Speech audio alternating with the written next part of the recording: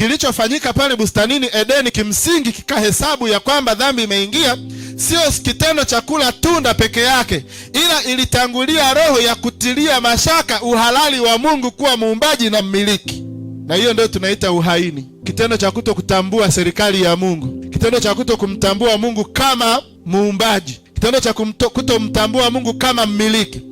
Na roho ya uhaini ilianzia mbinguni kwa Lucifer, na Lucifer aliposhindwa kupindua serikali ya mbinguni akatupwa hata nchi, akaileta ile roho ya uhaini na kuiambukiza kwa Adam, na Adamu akaipokea akajaribu kufanya. Na ili Adamu akubali kula tunda kwa kushawishiwa na mke wake, lazima kwanza ndani yake iingie roho ya uhaini, roho ya uasi.